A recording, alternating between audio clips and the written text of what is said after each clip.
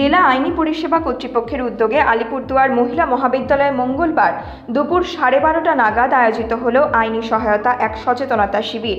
মূলত নারী সংক্রান্ত কোনো অপরাধের ক্ষেত্রে নির্দ্বিধায় আইনি সহায়তা বিষয়ে বিস্তারিত আলোচনা করা হয় এদিনের শিবিরে। শতাধিক ছাত্রী এতে অংশগ্রহণ করেন। উপস্থিত ছিলেন অ্যাডিশনাল ডিস্ট্রিক্ট সেশন জাজ second first track Kuntal Bhattacharya, district legal services authority secretary dahlia Bhattacharya এবং পক্সো আদালতের আইনজীবী প্রতিভা সরকার। আমাদের মহিলা কলেজ হওয়ার জন্য এই আইনি সহায়তা শিবির বা সচেতনতা শিবির এটার একটা আলাদা গুরুত্ব আছে। বর্তমান যে সামাজিক প্রেক্ষিত, সেই প্রেক্ষিতে আমাদের কলেজের উইমেন্স সেলের সহযোগিতায় আমরা আজকের এই লিগাল অ্যাওয়ারনেস ক্যাম্প সেটা করেছি। এখানে ডিএলএসএ বা ডিস্ট্রিক্ট লিগাল সার্ভিসেস অথরিটি ওনারা এগিয়ে এসেছেন এবং ডিস্ট্রিক্ট সেশন জাজ উনি নিজে এসেছেন।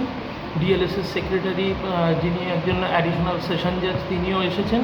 তো তারা পক্সোর আইনের ব্যাপারে একজন বিশেষজ্ঞ জাজ উনিও এসেছেন। তো তারা মেয়েদেরকে মূলত এটা বলতে চেয়েছেন ছাত্রীদেরকে যে তাদের যে আইনি অধিকারগুলো আছে বা বিভিন্ন রকম গার্হস্থ্য হিংসা থেকে শুরু করে যারা আজকে কলেজের ছাত্রী তারা আগামী দিনে একটা বিবাহিত জীবনে প্রবেশ করবে, তো সেখানে আফটার ম্যারেজ যে অধিকারগুলো আছে, রাইটগুলো আছে, সেগুলো সম্পর্কে তাদেরকে অবহিত করেছে।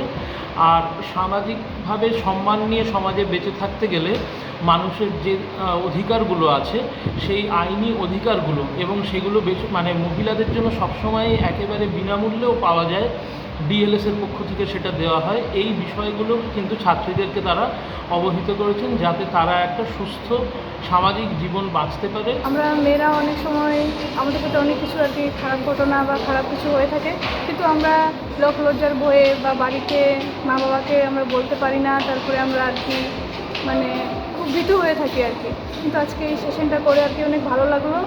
তো মানে মনের মধ্যে একটা আর কি আশা যে না, আমাদের পিছনে কেউ দাঁড়ায় আছে, যে আমাদের সাহায্যের জন্য কেউ আছে যারা আমাদের আর কি সাহায্য করবেন। আলিপুরদুয়ার থেকে শামু দাসের রিপোর্ট, নিউজ মেট্রো।